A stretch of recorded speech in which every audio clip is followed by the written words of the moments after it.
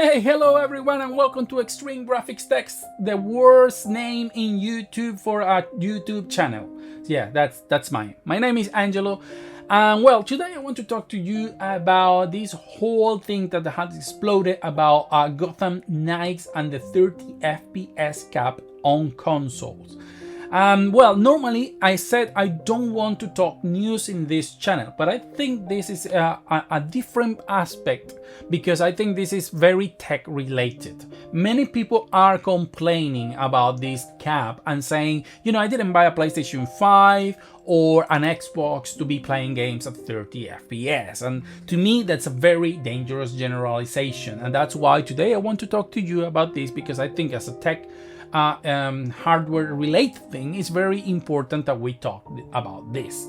Also, this news brought, you know, this whole thing about a developer talking about the Xbox Series S being the culprit of this whole situation because it was limiting and so on and so on, which, yeah, it could have some truth in some cases, but I don't think this is the case here, and I find this very misleading, and I'm not sure what the intention of this developer is, okay? And why I'm saying this? Well, let's start by explaining a little bit about, you know, CPU and how it relates to frame rate. As you know, if you play a game at 1080p or a 4K, that makes no difference to the CPU. There may be some overhead there, 10% or so, but it's not the let's say a big impact on CPU. The biggest impact it will be on the GPU, because that's the one that is going to calculate all those pixels. However, frame rate is a very different story, because the CPU needs to prepare each frames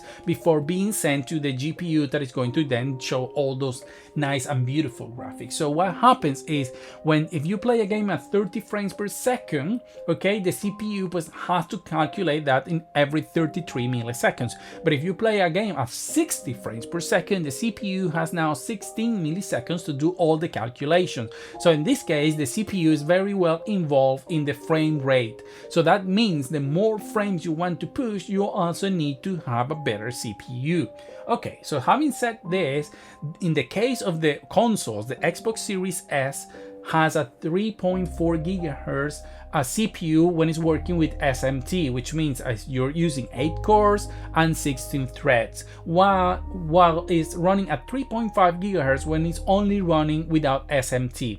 The PlayStation 5 is running instead at 3.5 all the time. Doesn't matter in terms of SMT or not, it's always 3.5 the maximum. And then we have the Xbox Series X that can run at 3.6 when using SMT and at 3.8 when it's running SMT. So as you see, the difference between the Xbox Series X, which is the top of the line in terms of consoles, and the Series X in terms of CPU is not that big. We're talking maybe 200 to 400 megahertz of difference. That difference doesn't make for a game to run at 30 and then magically going on Series X and running at 60. There is not enough difference there to make this happen. Okay, so the GPU, that is the next part of this, may also have some consequences. Yes, because this is the biggest difference, I will say, between the Series X and the Series S. So we know the Series S is basically 33% because it's 4 teraflops of RDNA 2 compared to 12 teraflop of the Xbox Series X. So at this point, we know that the Series S is 3 times slower. Okay, so unfortunately, I still don't know at what resolution and what setting this game is running on consoles. However, I am 100% sure that whatever it is that is running, if you run the game on the Series S, like if it's running at 4K or a 1440p on the Series S, all you need to do is run the game at 1080p or even 540p if that's what is needed, okay?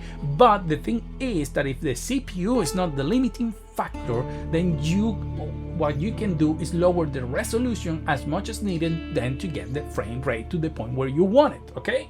So this whole story about the Series S, at least in this case, being the one holding back the other two games, to me makes no sense at all. And what I'm thinking is happening here is that what is actually holding the game back is not the Series S, it's whatever the code these guys are doing that is not well optimized, and is the CPU the limiting factor. factor in all of them, because that's the thing that is very similar to all the system. And unfortunately, lowering resolution won't do anything to alleviate this problem. And that's the biggest part, because otherwise on Series S all you need to do is put the resolution as low as you need, or even so just give an option on Series S for 30 FPS and don't give a 60 FPS option, and then just give the option on the other console, because the other console has GPU to spare and get to 60. But why are they not? And this is the only part that makes sense, because it's the CPU the limiting factor, okay, on all of them, because as you say, there is no much difference. So what I'm trying to say here is not that they are a limiting factor per se, but that the code that they are running, remember this was a game that was supposed to run on PlayStation 4 initially, and they canceled the old gen version because, well, you know, they said it weren't up to par. So what I think is, because this game has a multiplayer component where two people can play apparently on the same system with two different players, the code that they have created is not well optimized enough to be able to run like a 60 frames per second. And because this is what is the limiting factor on all the consoles, I am convinced that there is a problem on the CPU.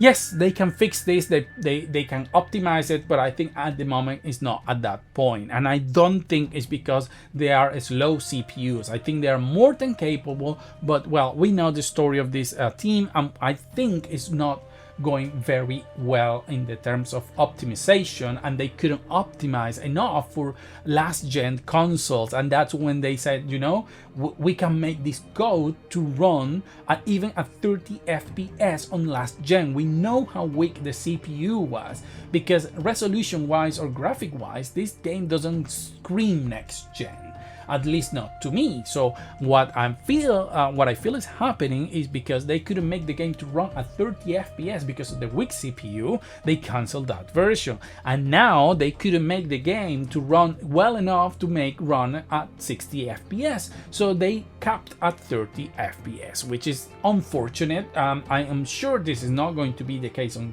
PC, because, well, you know, you are going to throw power at it and it will run. I don't think it's a GPU problem, and we are going to test that when the game comes and we can see that we can run these games on weaker GPUs at a very high frame rate, or at least at 60 frames per second, if we lower the resolution enough and the settings enough. That will prove that this is indeed a CPU problem. Now, having said all that, I also think there is confusion about the fact that people think that PlayStation 5 and Xbox Series X are consoles that need to run everything at 60 frames per second for some reason, which is not the case. Unfortunately, consoles are closed systems, which means that depending on the ambition of the developer, the console may be not good enough to play a particular game at 60 frames per second, because maybe the AI on this game, the graphics, the ray tracing or whatever is so good, so advanced, that if they want to have the quality that they want, they will need to cap this at 30. And yes, if they wanted, the game could go at 60, but that will mean sacrificing their vision. Now, even at the PlayStation 3 era, you know, there were games at 60 frames per second, but most games run at 30, and that's because they were trying to make a graphical difference. Now imagine if all the Uncharted game, if the Last of Us game ran at 60 FPS. Do I think they could have run at 60 FPS? Yes, I think so, but not with the graphical fidelity we see, and not with the amount of characters or, you know, NPCs and enemies running around. And it's important to understand, because then we will have different games, completely different games, because they will have had to sacrifice the graphics and the number of NPCs on a screen in order to make the game run at 60 FPS. So The Last of Us will have not been as good, graphically speaking, as it was, and it would have transmitted, you know, to the public exactly what they wanted. You know, remember at the time, The Last of Us was one of the most technically ambitious game we saw at the time. So by running the game at 60, or the Ratchet and Clank games at 60, or the Gears of War games at 60, or I think some Forza Horizon games ran at 30, we wouldn't have gotten the graphics we got at the time. And this is going to happen here too, because unfortunately that's the nature of console. At some points the developer will need to choose whether they want, wow factor with the graphics or lower all the graphics, because remember, this is not just about resolution. This is important to understand, that what you see on a screen is not only the frame rate or the resolution. It's geometries, particles, is EA, is EA, or artificial intelligence, sorry. So there are many other values in play here. So that's important, because they will need, okay, to decide what we want to do. And sometimes lowering resolution is not enough, because the CPU is very busy doing other important things, or because the ray tracing is so fundamental for the game that if we remove it, then the game will not be the same. So it's important to understand. And one example of this is the Matrix demo we saw last year. It was an amazing graphical demo, but that game sorry, ran at 30 FPS. And if we want to see games like that, we will have to accept the fact that the only way to see something as amazing as that is running at 30, not at 60. Remember, we had Red Dead Redemption 2 last year, some years ago on last gen consoles, and that game looked and ran and was as good as it was because it was running at 30 FPS. They could have made the game run at 60 FPS, but then the game wouldn't have looked as good, and probably many of the details that make that game so amazing would not have happened, because the CPU wouldn't have the time to calculate them, so they will have to throw that away, because they had to adapt and they took the best approach they could with the hardware they had. So this is important. At the end of the day, it's the developer that is the one that is going to decide. So just don't discard a game because it's 30 FPS, because believe me, they are trying to squeeze everything they can out of those consoles. And yes, in the case of Gotham, it's different, because if you're going to play a game at 30 FPS, at least, you want those 30 FPS to be justified on a screen and say, wow, this game looks so good that I know this couldn't have been possible at 60. But that's not the case with Gotham Knight. So that's what I wanted to say for today, and I hope you enjoy this sort of short little video and explain a little bit about this whole thing, and that you end with a better understanding of how frame rate on consoles and any other hardware works. Thank you, and see you in the next video.